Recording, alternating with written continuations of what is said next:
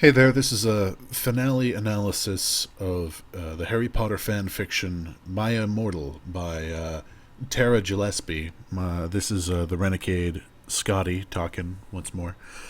Just finished reading the whole thing live, finished reading the whole thing, and I hope you guys enjoyed it, or if you're listening to recordings of these, I hope you enjoyed them.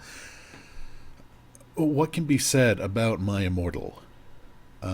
The number one thing I want to say about this piece of fan fiction is I don't think it's real. I honestly think that there's no way something can exist intentionally this bad in such a sincere way like the author has created it.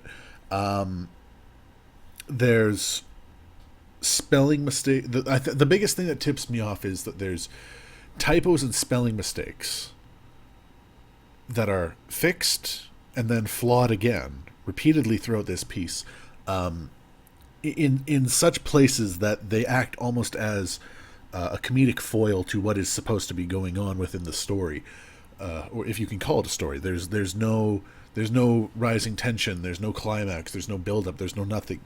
It is literally the land of random action comes to this girl and uh, demands that she be a hero even though she doesn't want to, even though she is but isn't, and it's just so god awful. But yeah, I honestly don't think that this is I think this is meant to be a parody or a farce of some kind. I'm willing to bet that there's a lot of debate out there about this and everything, but I at this time do not believe that this can be real. You know, having just read it all in two sittings, kind of thing here, make me think that way. Um, that's my top point. Second thing, believe it or not, there are things that can be learned from this. I and but not so much about writing. I mean, the most basic things have been ignored here when it comes to writing conventions. Just straight up common sense things like spell checking and oh my god, I can't even go into it. Grammar, spell checking, everything. Which leads me to another point. It really seems as if the writer of this, Miss, let me just bring this back up here. Yeah, Tara Gillespie. Um, I'm not sure how old she is or how old she was when she wrote this. If I ever got a chance, though, I would love to talk to this person now just to see what they think of it now. I mean, I know it sounds like a ridiculous thing to say, but Miss Tara Gillespie, if you ever hear this, I would love to talk to you and have you on the show here sometime so we can talk about this. The story isn't. The story has about as much to do with Harry Potter as oh, I'm not even going to try to make a funny analogy for this and everything. It has absolutely nothing to do with the Harry Potter universe, apart from using names and magic and a few conventions. She tries to mix in things like Buffy the Vampire Slayer and pop culture in such a ridiculous fashion that it's just weird. One thing that can actually be taken away from this isn't anything to do with being a writer, but actually has to do with the writer themselves, or possibly the stance that the writer took. One thing that can be noticed throughout the story is the description of clothing. Uh, Throughout the story, there are lengthy sections where we're told what someone's wearing or what they look like.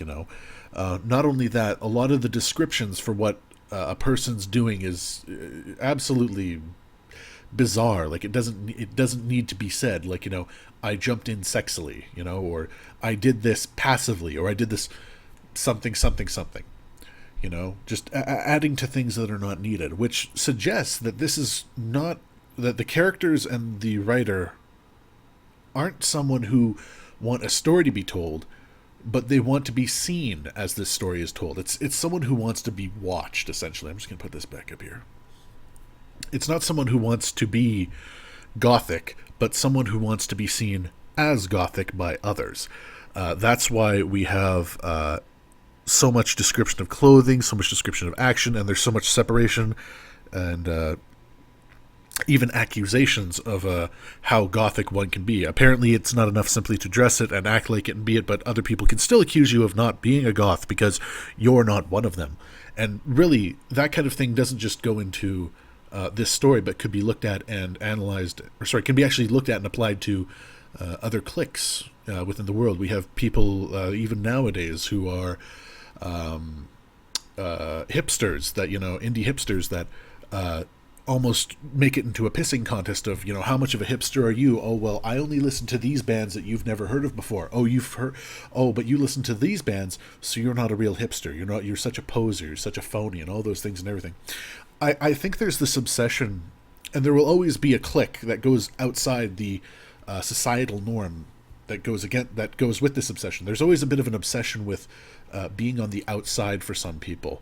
Some people don't want to be seen as the mainstream part of the real world as it is, and they apply different labels to people on the inside. I mean, call them what you want: phonies, preps, posers, normies, whatever you want to call them, and everything. It's a way that someone's able to distinguish themselves as not part of the mainstream, and that's exactly what can be reflected in this fic, which actually, in a bizarre way, makes it somewhat timeless. Because you could, I'm reading this now in 2016.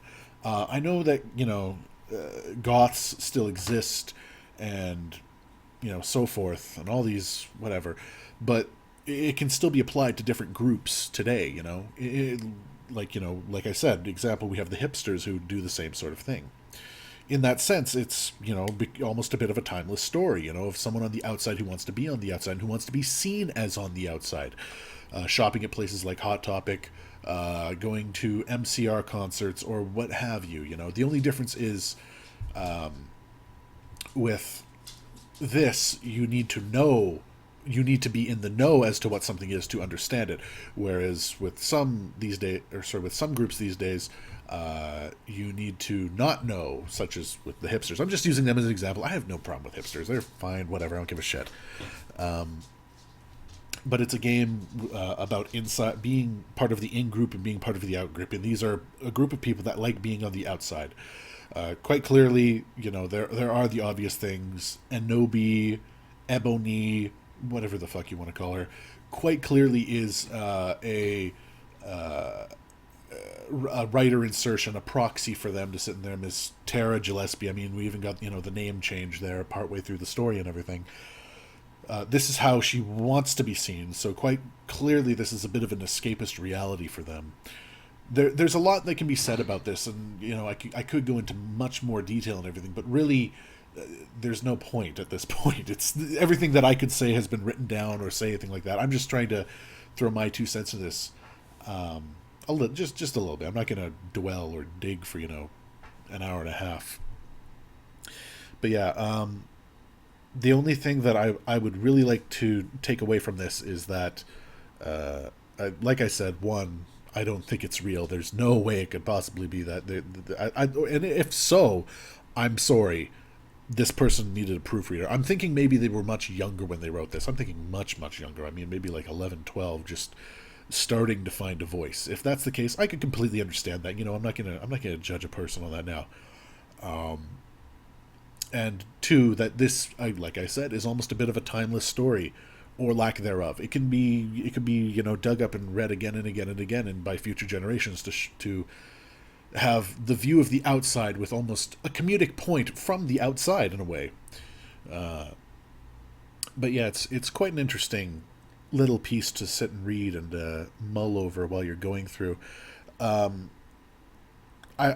like I said, Miss Tara Gillespie, if you ever come across this recording at some point, or this channel, I don't know, through some miracle, I would love to find you. I would love to talk to you. I would love to have a live stream or a Skype chat or some sort of interview where I can just talk to you about this, just to understand what you were going for a little bit more.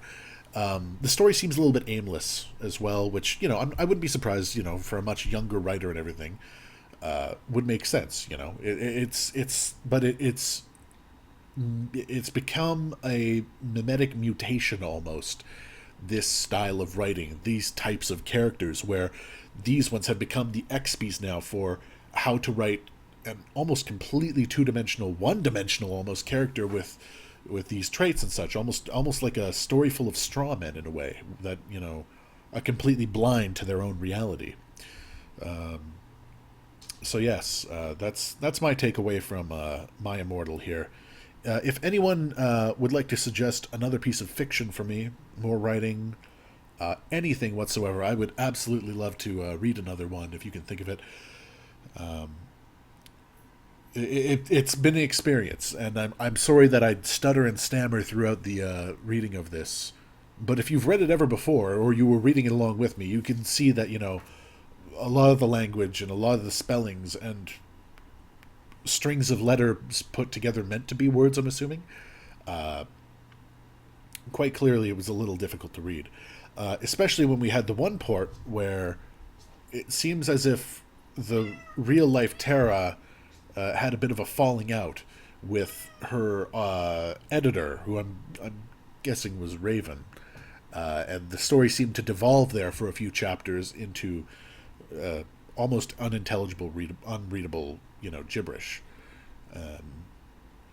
But yeah, that's my takeaway from this. There is, and like I said, there is, believe it or not, even in something like My Immortal, something you can take away with it. Is this the worst fan fiction ever written? Maybe. I don't know. I need to read more. Maybe I will read more. Maybe you guys will suggest more, and I will just start tearing through as much as I can, and you guys can join me with these recordings, and we can talk about them. I'd love to get your guys' take on all these things. In the comments below, put things down. Maybe we'll make another video or have a live stream and talk about this and everything again. But yeah, comment down below, and I want to hear anyone's 2 cents about any and all of this whatsoever. It's been a great experience just reading this, even if it only took a day or two to do. And I look forward to seeing what you guys have to suggest and what else you'd like me to read. So yeah, until next time, this has been the Renegade Scotty, closing up this final chapter analysis of My Immortal, fan fiction by Tara Gillespie. And I thank you all again for joining me on this wonderful experience. I hope to hear from you all soon, and I will see you next time one of these videos comes up. Take care, and have a lovely day.